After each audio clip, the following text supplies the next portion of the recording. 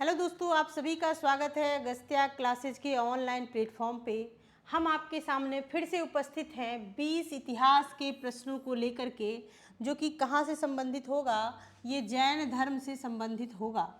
ठीक है, हमने पीछे बौद्ध धर्म को कंप्लीट कर लिया था, तो 20 प्रश्न आपके किससे होंगे, जैन धर्म से, और 20 में आपके 18 जो है वो सही होने चाहिए। ठीक है, तो चलिए हम लोग बिना समय गवाए अपने प्रश्नों की तरफ बढ़ते हैं। और हमारा पहला प्रश्न क्या कह रहा है कि जैन धर्म के प्रथम तीर्थंकर कौन थे, है ना। पार्श्वनाथ थे, ऋषभदेव थे, महावीर थे, चेतक थे, त्रिशल थे। ठीक है, तो प्रथम तीर्थंकर आपसे पूछा जा रहा है कि जैन धर्म के प्रथम तीर्थंकर जो है वो कौन थे जी। चलिए, तो क्या हो जाएगा, ये हो जाएगा ऋषभदेव, है ना। प्रथम कौन थे, ऋषभदेव थे। महावीर तो क्या थे, सबसे लास्ट वाले थे, तो ऋषभदेव हो जाएगा। चलिए आगे बढ़ते हैं। सूची 1 को 2 से सुमेलित करना है और नीचे दिए गए कूट से सही उत्तर को चुनना है।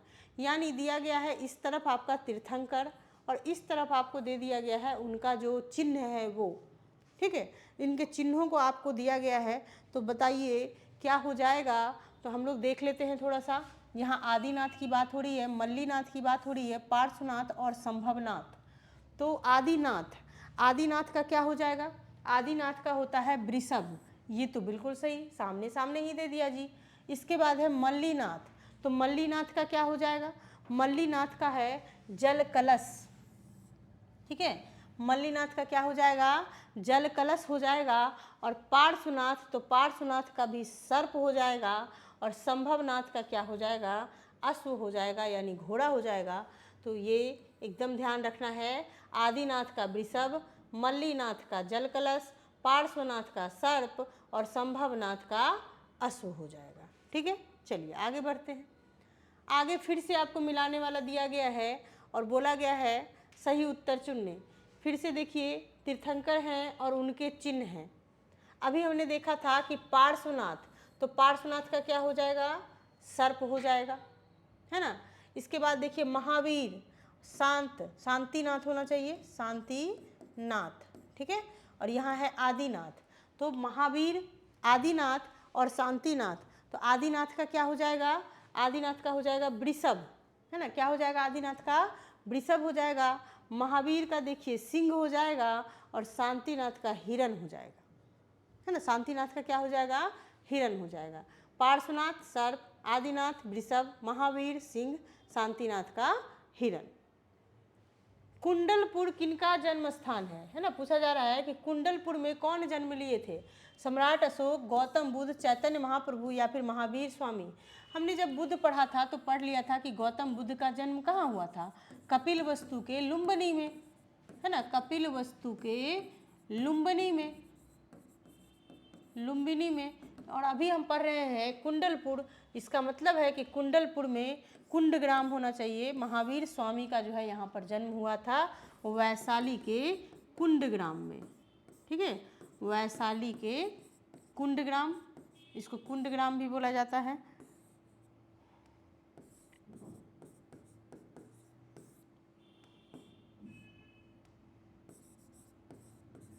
चलिए, तो कुंडग्राम में क्या होता है, महावीर जी का जो है वो जन्म हो जाता है कुंडग्राम में। ठीक है, महावीर स्वामी का, उसको कुंडलपुर भी बोला जाता है। जैन धर्म के प्रवर्तक महावीर जी का मोक्ष स्थान कहाँ स्थित है। मोक्ष स्थान कब मिलता है, मरने के बाद, यानी इन्होंने मृत्यु को कहाँ पर प्राप्त किया, मनेर में, राजगीर में, पावापुरी में या फिर जालन फोर्ट में, या उपयुक्त में से कोई नहीं आपसे पूछा जा रहा है। तो जैन धर्म के प्रवर्तक हैं महावीर जी। मोक्ष स्थान यानी इनकी मृत्यु कहाँ हुई, तो पावापुरी में हुई, मल्ल गणराज्य। ये भी एक मल्ल गणराज्य था। देखिए, बुद्ध की जो मृत्यु है वो भी मल्ल गणराज्य में ही हुई थी, है ना। बुद्ध की मृत्यु ये भी मल्ल गणराज्य में ही हुई थी, लेकिन वो कौन सा मल्ल गणराज्य था, मल्ल गणराज्य कुशीनाड़ा, है ना। मल्ल गणराज्य कुशीनाड़ा था। और ये कौन सा है, मल्ल गणराज्य पावापुरी। यहाँ पे किसकी मृत्यु हुई थी, महावीर की मृत्यु हुई थी। प्रभासगिरी जिनका तीर्थ स्थल है वे हैं प्रभासगिरी किनका तीर्थ स्थल है, बौद्ध का, जैन का, शैव का या फिर वैष्णव का। आपसे पूछा जा रहा है कि प्रभासगिरी जो है वो किसका, तो किसका हो जाएगा?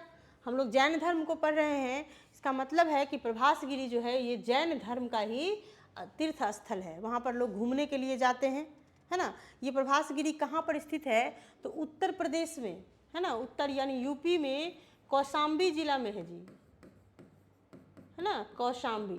तो यूपी में देखिएगा कौशाम्बी में स्थित है ये, और ये 6वें जैन तीर्थंकर पद्म प्रभु से संबंधित है। ठीक है, छठे जैन तीर्थंकर पद्म प्रभु, ठीक है, पद्म प्रभु से संबंधित है। ठीक है, इसको भी ध्यान में रखना है। तो प्रभासगिरी कहाँ है? यूपी में कौशाम्बी में स्थित है, 6ठे जैन तीर्थंकर पद्म प्रभु से संबंधित है। जैन धर्म में पूर्ण ज्ञान के लिए क्या शब्द है? यानी पूर्णतया पूरा ज्ञान मिल गया उसके लिए कौन सा शब्द है? जिन है, रत्न है, कैवल्य है या फिर निर्वाण है? तो जिन मतलब क्या होता है? विजेता, है ना। जिन मतलब होता है विजेता। निर्वाण मतलब मृत्यु हो जाता है। तो रत्न तो होगा नहीं, रत्न जो हीरे जवाहरात रत्न होते हैं, यानी कैवल्य है। ठीक है, क्या हो जाएगा? इसका आंसर हो जाएगा कैवल्य। यानी कैवल्य का मतलब क्या होता है? पूर्ण ज्ञान की प्राप्ति। महावीर स्वामी जो है 12 वर्ष तक कठोर तपस्या किए। कहाँ पर किए थे तपस्या? ऋजुपालिका नदी के किनारे, है ना, जिम्भृक ग्राम में। ऋजुपालिका नदी के किनारे, है ना, जिम्भृक ग्राम में, ठीक है, 12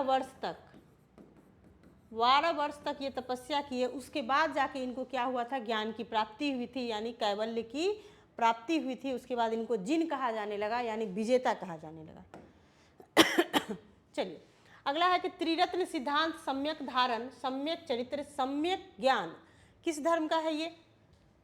ये जो त्रिरत्न है, त्रिरत्न सिद्धांत, सम्यक धारण, सम्यक चरित्र, सम्यक ज्ञान, ये किस धर्म से हो जाएगा? तो ये जैन धर्म से जो है वो संबंधित है। त्रिरत्न, है ना, त्रिरत्न, सम्यक धारण, सम्यक चरित्र और सम्यक ज्ञान। सम्यक धारण मतलब क्या होता है? सम्यक धारण मतलब हो जाता है, ये जो धारण है, धारण मतलब होता है दर्शन, है ना। तो सम्यक दर्शन भी इसको कह सकते हैं। चरित्र मतलब जान ही रहे हैं, आचरण, और ज्ञान समझ ही रहे हैं। इन तीनों को जैन धर्म का क्या कहा गया है? त्रिरत्न कहा गया है। अनुव्रत सिद्धांत का प्रतिपादन जो है वो किसने किया? महायान बौद्ध संप्रदाय ने, हीनयान बौद्ध संप्रदाय ने, जैन धर्म ने या फिर लोकायत शाखा ने? क्या पूछा जा रहा है कि अनुव्रत सिद्धांत। देखिए जैन धर्म में ना 5 महाव्रत थे। ठीक है, कितने? 5 महाव्रत। इसको जैन धर्म ने ही किया है। तो जैन धर्म में 5 महाव्रत थे। कौन कौन से थे महाव्रत?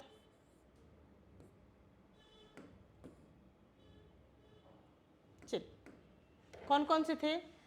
ये जो 5 महाव्रत थे, इसके अहिंसा,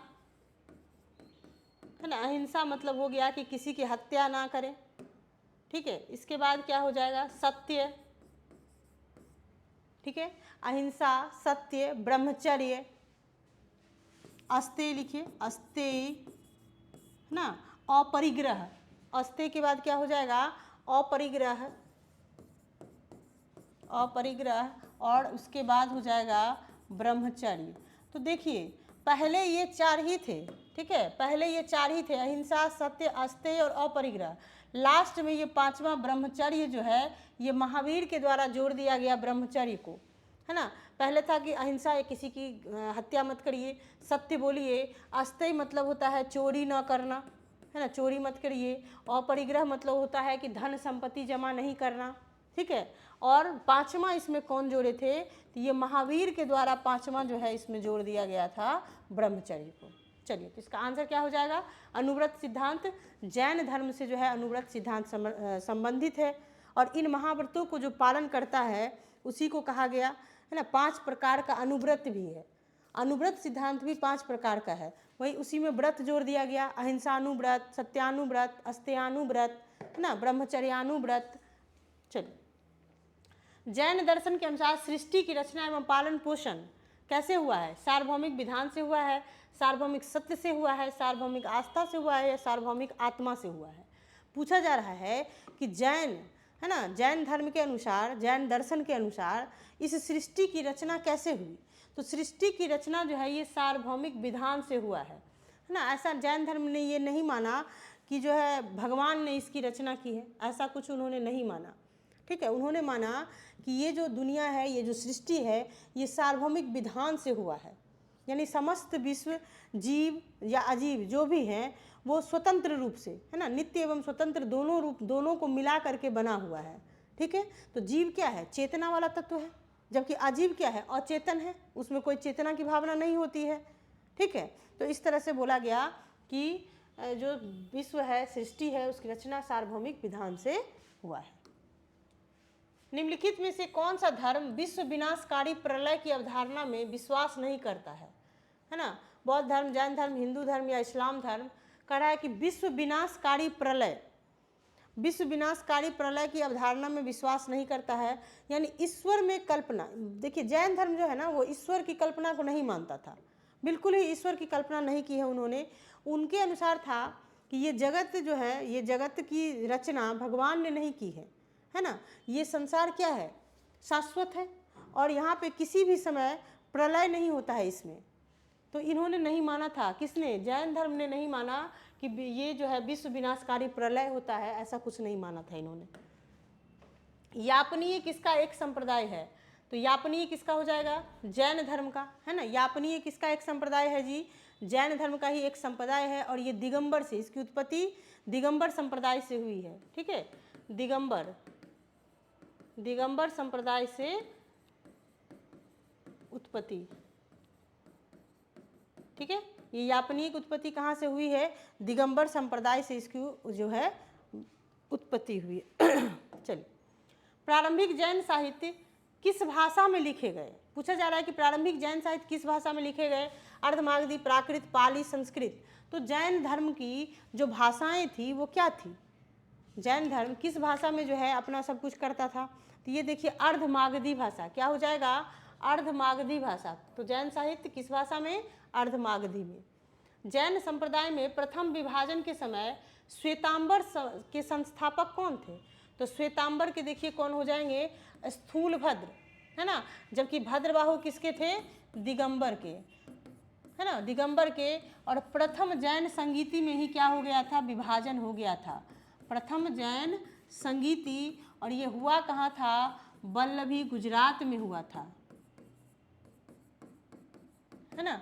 उसी में क्या हो गया था? ये श्वेतांबर और दिगंबर, ये दो भाग में क्या हो गए थे? बंट गए थे, है ना, दो भाग में बंट गए थे श्वेतांबर और दिगंबर। तो श्वेतांबर जो है वो किसके थे? स्थूलभद्र थे, जबकि दिगंबर भद्रबाहु के थे। ठीक है, चलिए, ये दूसरा हुआ था वल्लभी में, पहला लिख लीजिए पाटलिपुत्र में, है ना। पहला तो पाटलिपुत्र में हुआ थी, है ना, और दूसरा कहाँ हुआ था? दूसरा हुआ था वल्लभी, गुजरात में। ठीक है, वल्लभी, गुजरात में। चलिए, ठीक है, प्रथम जैन संगीति पाटलिपुत्र, दूसरा वल्लभी, गुजरात में हुआ था। हाँ, चलिए, कह रहा है निम्न कथनों पर विचार कीजिए। वर्धमान महावीर की माता लिच्छवी, है ना, क्या हो जाएगा? लिच्छवी के मुख्य चेटक की पुत्री थी। गौतम बुद्ध की माता कोलीय वंश की क्या थी? राजकुमारी थी। 23वें तीर्थंकर पार्श्वनाथ बनारस से थे। इसमें कह रहा है कौन सा सही है ना, कौन सा सही है जी? 1, 2, 2 एवं 3, 2 तथा 3, दोनों में एक ही ऑप्शन दे दिया है। तो बताना है वर्तमान महावीर की जो माता थी, है ना, लिच्छवी, लिच्छवी की मुख्य चेटक की पुत्री थी ये। तो ये तो लिच्छवी की चेटक की पुत्री नहीं थी, कौन थी? बहन थी, है ना, पुत्री नहीं थी, बहन थी। और गौतम बुद्ध की माता जो है वो कोलीय वंश की राजकुमारी थी। तो ये तो सही है, कोलीय वंश की क्या थी? वो राजकुमारी थी। और 23वें तीर्थंकर पार्श्वनाथ जो हैं ये बनारस से थे, यानी 2 और 3 आपके क्या हो जाएंगे? सही हो जाएंगे। संप्रदाय जो नियति की प्रबलता में विश्वास करता था, है ना, नियति की प्रबलता में क्या कर रहा था? ये विश्वास करता था। ये कौन सा संप्रदाय था? है ना, नियति की अटलता में विश्वास करता था, तो ये जैन हो जाएगा। जैन, आजीवक, चार्वाक, बौद्ध। चलिए इसमें ट्विस्ट है क्वेश्चन में, तो बताइए कि नियति की अटलता में विश्वास कौन करता था, है ना। नियति की अटलता में देखिए एक आजीवक संप्रदाय के लोग होते थे जो क्या बोलते थे कि जब तक जिएंगे कर्ज लेकर घी पिएंगे, है ना, मतलब बिंदास होके जिए, कर्जे लेना है तो कर्ज लेके खाइए पीजिए, मतलब कष्ट नहीं झेलना है, मर जाएंगे उसके बाद कौन आएगा हमसे पैसा लेने के लिए, है ना। तो आजीवक संप्रदाय ये जो है नियति की अटलता से में विश्वास करता था। कौन? आजीवक संप्रदाय जो था वो नियति की अटलता में क्या करता था? विश्वास करता था। इसमें देखिएगा कि मखली घोषाल का नाम आता है जो कि महावीर के शिष्य थे और उन्होंने ही क्या किया था? आजीवक संप्रदाय की स्थापना जो है ना, आजीवक संप्रदाय की स्थापना किसने की? स्थापना मखली घोषाल,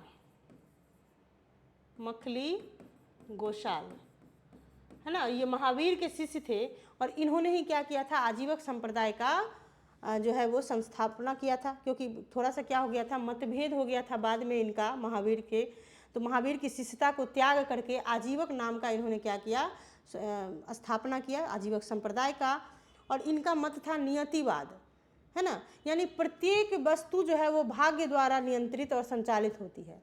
हम सोए हैं, सोए रहेंगे, मिलना होगा तो मिल जाएगा। वो एक ही लाइन मानता था कि भाग्य में जो है वही मिलेगा, जो नहीं है नहीं मिलेगा। पूर्णतया भाग्य पर चलने वाला संप्रदाय था ये आजीवक, है ना। अभी कहते हैं ना कि अपने कर्म से हम भाग्य को बदल सकते हैं, लेकिन ये लोग ऐसा कुछ भी नहीं था। कहता था नहीं, भाग्य में जो है वही मिलेगा, कर्म करिए ना करिए कोई फर्क नहीं पड़ता है। बराबर की गुफाओं का उपयोग किसने आश्रय गृह के रूप में किया? तो देखिए बराबर की गुफाओं का जो प्रयोग है ये आश्रय गृह के रूप में किसने किया था? तो ये देखिएगा आजीवकों ने ही किया था। यही लोग जो है आजीवक लोग ही क्या किया था? बराबर की गुफा का उपयोग आश्रय गृह यानी वास स्थान के रूप में किया था। श्रवण बेलगोला में गोमतेश्वर की विशाल प्रतिमा किसने स्थापित कराई? चामुंड राय, कृष्ण प्रथम, कुमारपाल या फिर तेजपाल? क्या पूछा जा रहा है कि श्रवण बेलगोला में गोमतेश्वर की जो विशाल प्रतिमा है उसको किसने स्थापित करवाया था? तो देखिए ये चामुंड राय ने इसका क्या किया था? स्थापना करवाया था। श्रवण बेलगोला कर्नाटक में है ना। और वहीं पर देखिएगा कि गंग शासक लोग होते थे, उन्हीं लोगों में एक चामुंड राय नाम का मंत्री था उसका, गंग शासक का।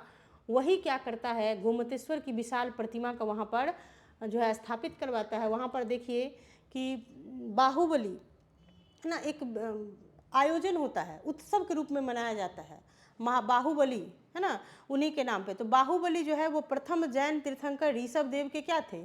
पुत्र थे। तो बाहुबली, गोमतेश्वर मतलब हो गया बाहुबली, फिल्म भी आया है बाहुबली, ठीक है।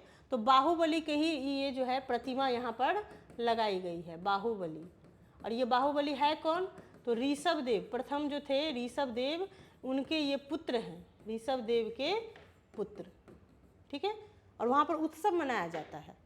चलिए, महान धार्मिक घटना महामस्ताभिषेक, देखिए आ गया, यही महामस्ताभिषेक होता है वहाँ, यही उत्सव होता है। ये किससे संबंधित है? किसके लिए किया जाता है? यही बाहुबली के लिए, है ना, बाहुबली यानी गोमतेश्वर जी के लिए ये जो है किया जाता है। जैन तीर्थंकरों के क्रम में अंतिम कौन था? अंतिम जैन तीर्थंकर कौन थे?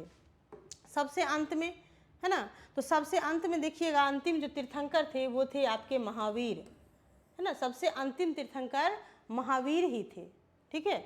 और महावीर के बारे में आप जानते ही हैं कि इन्होंने कठोर तपस्या किया। 12 वर्षों की तपस्या के बाद इनको ज्ञान की प्राप्ति होती है रिजुपालिका नदी के तट पे, जिम्भृग ग्राम में, है ना, साल वृक्ष के नीचे। कौन सा वृक्ष? साल वृक्ष, याद रखिएगा। गौतम बुद्ध को पीपल वृक्ष के नीचे मिला था और इनको साल वृक्ष के नीचे जो है ज्ञान की प्राप्ति होती है। तो इस तरह से हमने 20 प्रश्नों को क्या किया? कंप्लीट कर लिया। आपसे फिर मिलेंगे अगले वीडियो में अगले 20 प्रश्नों के साथ। तब तक के लिए खुश रहिए, मस्त रहिए, पढ़ते रहिए। जय हिंद।